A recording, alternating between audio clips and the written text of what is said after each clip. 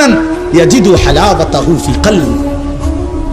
তাহলে গুনাহ ছেড়ে দিলে, আল্লাহকে মেনে নিলে, আল্লাহর ইবাদত করিলে খুব কঠিন কিছু না, খুব কঠিন কিছু না।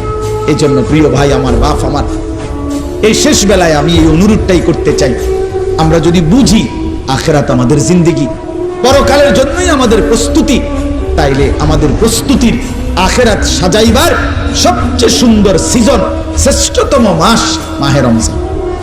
যে যত বেশি তাকাইয়া শুনবে, আল্লাহ তাআলা তার জিন্দেগি তত বরকত দিবে। এটা বাস্তবতা, এটা বাস্তবতা। মোবাইল আমাদের জিন্দেগির সাথে 24 ঘন্টার জন্য মিশে গেছে। এটা আসলেই উচিত না।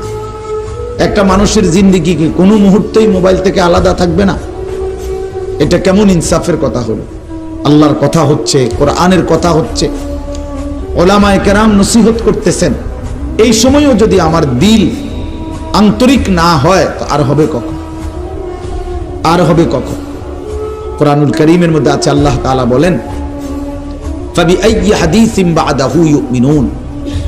আল্লাহ তাআলা বলেন, বান্দা, এই কোরআনের চাইতে দামি আর কোন কথা বললে তুমি বিশ্বাস করতা? তুমি বলো।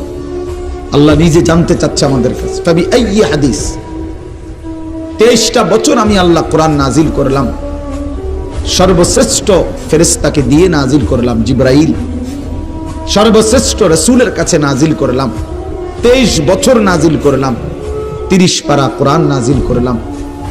আল্লাহ তাআলা জানতে চাচ্ছে আমাদের কাছে, বান্দা বলো না, এরপরে এর চাইতে দামি আর কোন কথা বললে তুমি ঈমান আনতা, বিশ্বাস করতা, মেনে নিতা? তুমি বলো, তুমি বলো।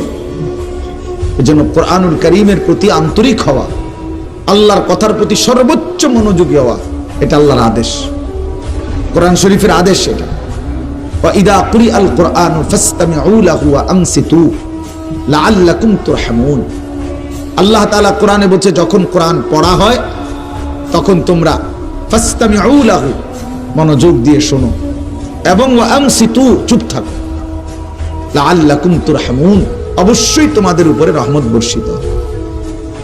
তাইলে দোস্ত, এটা জরুরি। একজনই শুনুক, আমার কোনো অসুবিধা নাই, কিন্তু মনোযোগ দিয়ে শুনুক। গাফেল কোনোদিন লাভবান হয় না। এ খামখেয়ালি করতেছে, কেন হাসে, কেন কাঁদে। এখন মনে করেন রাত 11টা বাজে, এখন এত রাত্রে বুট খাওয়ার কি যুক্তিকতা?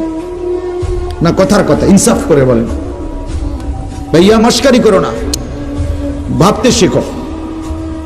একটা বিবেক কি বলে? রাত 11টা বাজে, এটা কি যুক্তিকতা হইতে পারে?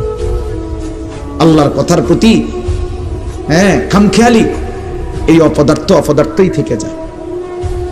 এই জীবনেও